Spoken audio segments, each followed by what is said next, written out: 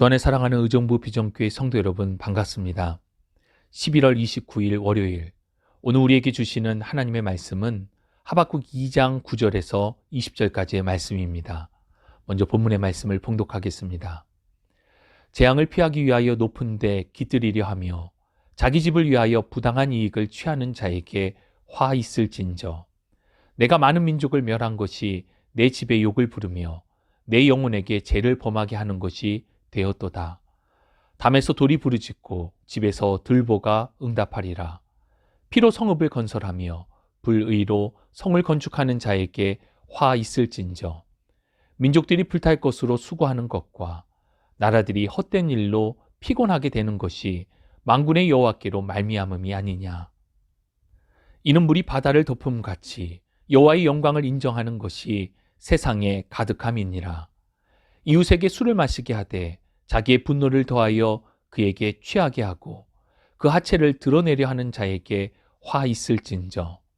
내게 영광이 아니요 수치가 가득한즉 너도 마시고 너의 할례 받지 아니한 것을 드러내라. 여호와의 오른손의 잔이 내게로 돌아올 것이라. 더러운 욕이 내 영광을 가리리라. 이는 내가 레바논에 강포를 행한 것과 짐승을 죽인 것, 곧 사람의 피를 흘리며 땅과 성읍과 그 안의 모든 주민에게 강포를 행한 것이 내게로 돌아오리라. 새긴 우상은 그 새게 만든 자에게 무엇이 유익하겠느냐? 부어 만든 우상은 거짓 스승이라. 만든 자가 이 말하지 못하는 우상을 의지하니 무엇이 유익하겠느냐? 나무에게 깨라 하며 말하지 못하는 돌에게 일어나라 하는 자에게 화 있을진저. 그것이 교훈을 베풀겠느냐? 보라, 이는 금과 은으로 입힌 것인즉 그 속에는 생기가 도무지 없느니라. 오직 여호와는 그 성전에 계시니 온 땅은 그 앞에서 잠잠할지니라 하시니라. 아멘. 하박국서의 배경은 남유다가 바벨론에게 멸망을 당하기 전을 그 배경으로 합니다. 선지자 하박국은 우리가 알고 있는 일반적인 선지자의 모습과는 다른 것을 볼 수 있습니다. 일반적으로 선지자라고 함은 하나님의 말씀을 받아 그것을 백성에게 전파하고 설교하는 하나님 말씀의 대언자를 뜻합니다. 그러나 하박국서에 나타나는 하박국 선지자는 하나님을 향하여 불평조의 질문으로 호소를 하고 있습니다. 1장 2절에 기도를 듣지 않으시니 언제까지입니까? 1장 13절 악인이 의로운 사람을 삼키는데 하나님은 왜 잠잠하십니까? 본문을 대하며 우리가 기억해야 할 것은 하박국의 이러한 호소는 그의 신앙의 고백이 아니라 탄식의 기도라는 것입니다. 마치 시편과 욥기에서 자주 볼 수 있는 탄식의 기도라고 이해를 하면 될 것 같습니다. 하박국서는 1장과 2장에서 두 차례에 걸친 하박국 선지자의 호소와 하나님의 응답, 그리고 3장의 하박국의 감사와 찬양의 노래로 이어집니다.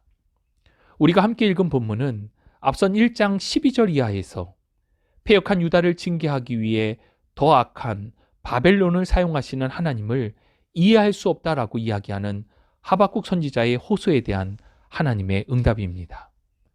하나님께서는 바벨론을 통하여서 유다를 심판하시지만 그렇다고 바벨론이 하나님의 마음에 합하여 사용하는 것은 아니었습니다.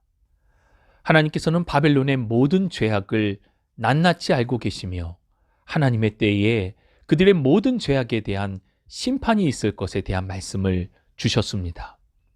그러면서 본문에서 반복되어 사용되고 있는 표현이 있는데 그것은 바로 화 있을진저라는 표현입니다. 9절과 12절, 15절, 18절에 재앙이 내려질 것에 대한 선포가 반복되어 사용되고 있습니다.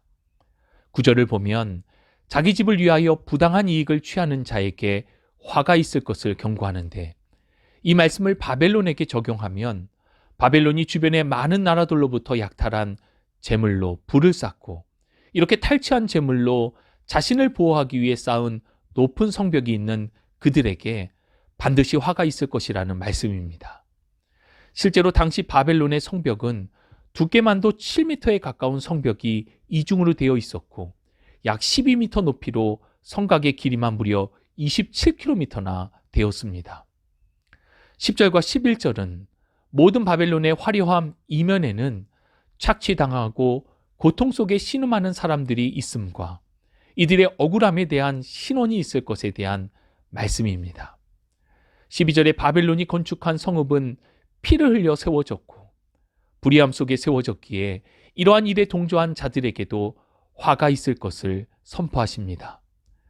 당시 초강대국이었던 바벨론이 결국은 하나님의 말씀과 섭리를 따라 폐허가 될 것이고 이 일의 성취를 통해 드러날 것은 오직 하나님의 영광임을 말씀하십니다. 14절, 이는 물이 바다를 덮음 같이 여호와의 영광을 인정하는 것이 세상에 가득함이니라. 바다를 이루는 것이 물이듯 여호와의 영광은 반드시 온 세상에 선포되어져야 할 것에 대한 말씀입니다. 왜냐하면 오직 여호와 하나님만이 영광을 받으시기에 합당하신 참 하나님이시기 때문입니다. 역사학자들에 따르면 바벨론은 음주 퇴폐 문화가 극심하였다라고 합니다.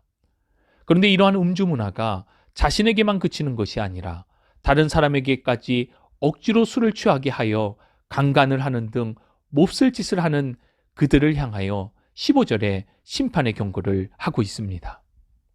하나님께서는 바벨론을 향하여 그들이 한 것처럼 그대로 수치를 당하게 될 것을 말씀하셨습니다. 17절에 레바논에서 강포는 성읍의 건축을 위해 레바논의 목재들과 사람들을 착취하였음에 대한 설명으로 결국 그들이 행한 대로 돌려받게 될 것에 대한 말씀입니다. 그리고 마지막 재앙의 선포는 우상을 의지하는 자에 대한 심판의 메시지입니다. 18절과 19절은 우상에 대해서 이렇게 표현하고 있습니다. 우상은 사람에 의해 만들어졌고 사람에게 거짓 스승이 되어 그것을 의지하게 하며 생기가 없는 그것을 신처럼 받아들이고 있다라는 것입니다. 세상의 모든 악행과 우상들에 대하여 반드시 심판이 있을 것을 하나님께서는 말씀하시면서 20절에 이렇게 결론을 짓고 있습니다. 오직 여호와는 그 성전에 계시니 온 땅은 그 앞에서 잠잠할지니라 하시니라. 아멘. 오직 여호와 하나님만이 살아계신 하나님이시고 모든 예배와 영광을 받으시기에 합당하신 유일하신 분이십니다. 때문에 세상에 그 어떤 것이라 할지라도 오직 여호와 하나님 앞에 잠잠할 것을 선포하십니다. 오늘 본문의 말씀을 통하여 주시는 교훈을 받기 원합니다. 첫 번째, 하나님의 영광을 온 세상에 선포해야 합니다. 일련의 상황들이 이해가 되지 않던 하박국 선지자를 향하여 하나님께서는 이미 모든 것을 알고 계시고 이 모든 일의 결국은 오직 하나님의 영광이 나타나게 될 것에 대해 말씀해 주셨습니다. 지금 당장은 이해가 가지 않는 상황에 있다 하더라도 이 모든 것의 주권자는 하나님이심을 인정하는 믿음의 고백이 우리들 가운데 있어야 합니다.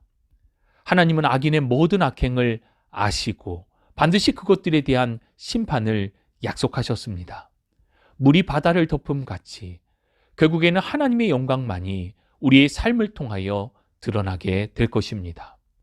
하나님의 영광을 인정하는 것이 세상에 가득하게 될 것입니다. 나를 통하여 이루어 가시는 하나님의 영광을 바라볼 수 있기를 주님의 이름으로 축복합니다. 두 번째, 우리에게 주시는 교훈은 하나님 앞에 잠잠해야 한다는 것입니다. 나의 힘과 내가 이루어 놓은 성과는 하나님 앞에 아무런 의미가 없습니다. 우리는 오직 여호와 하나님을 예배하고 그 앞에서 겸손하며 잠잠해야 할 것입니다. 하나님 앞에 겸손함과 예배함이 우리에게 은혜입니다. 잠잠히 하나님을 바라보며 그분을 찬양하며 영광 돌려드리는 복된 날이 되시기를 주님의 이름으로 축복합니다. 하나님 감사합니다. 이 땅에서 최고의 가치가 있다면 그것은 오직 하나님께 영광입니다. 하나님의 영광을 선포하는 삶이 되도록 우리를 붙들어 주시고 날마다 주님 앞에 더욱 겸손함과 진실된 예배를 통하여 잠잠히 하나님을 바라보는 신앙이 되게 하여 주시옵소서. 함께 하심을 믿고 감사드리며 우리 구주 예수 그리스도의 이름으로 기도합니다. 아멘.